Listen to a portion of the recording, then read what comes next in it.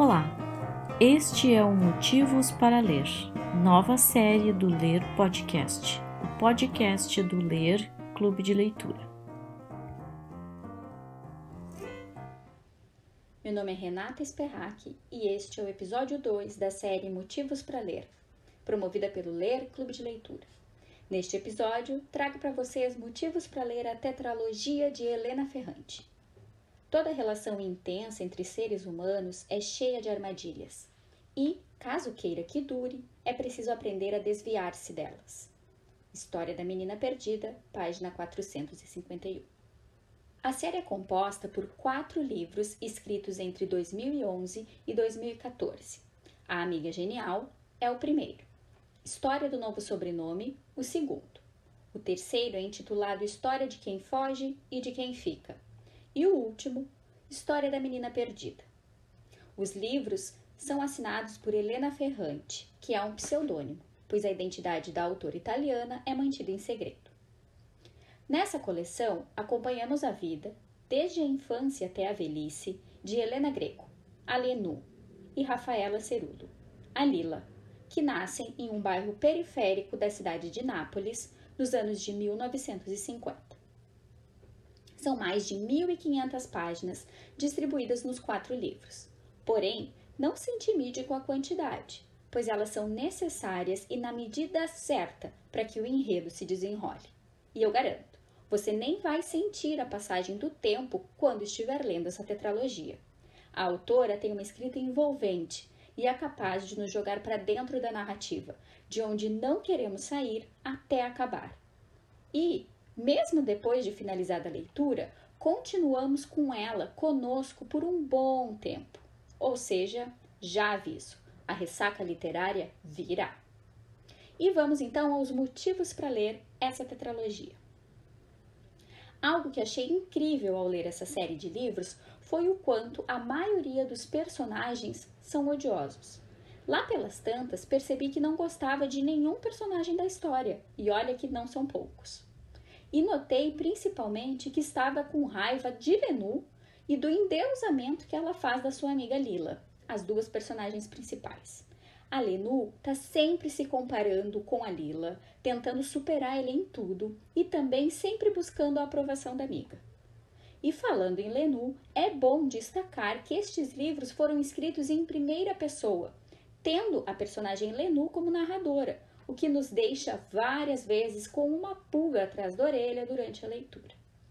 Os 4 livros têm muitas coisas interessantes de se pensar e conversar. Vou tentar falar sobre algumas delas, sem dar spoilers.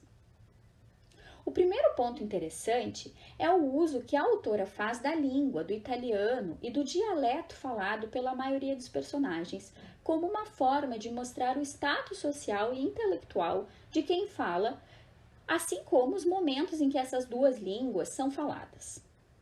As várias referências literárias ao longo dos livros também é um ponto importante, especialmente a referência ao romance Mulherzinhas, que inspira Lila e Lenu a serem escritoras.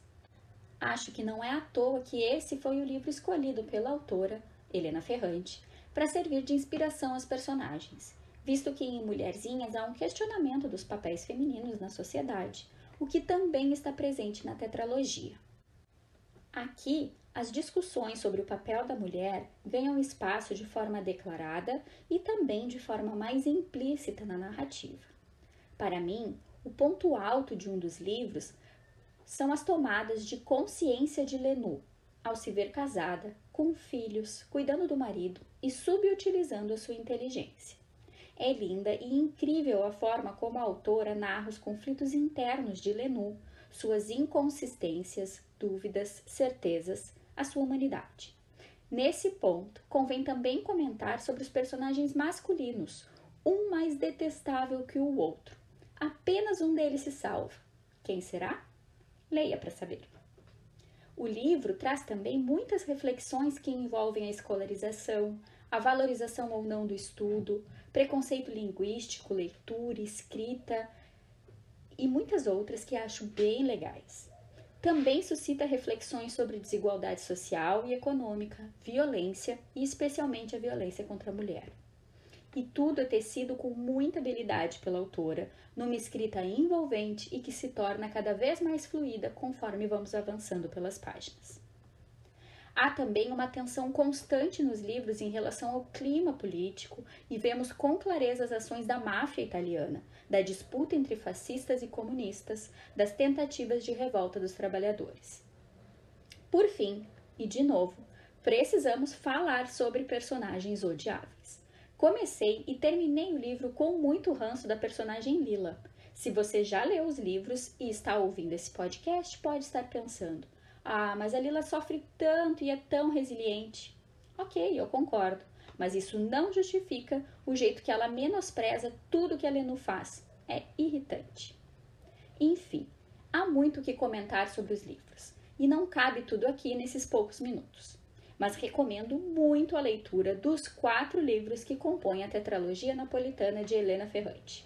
Afinal, como ela nos diz, os livros são escritos para serem ouvidos, não para ficarem calados. Ah, uma última sugestão.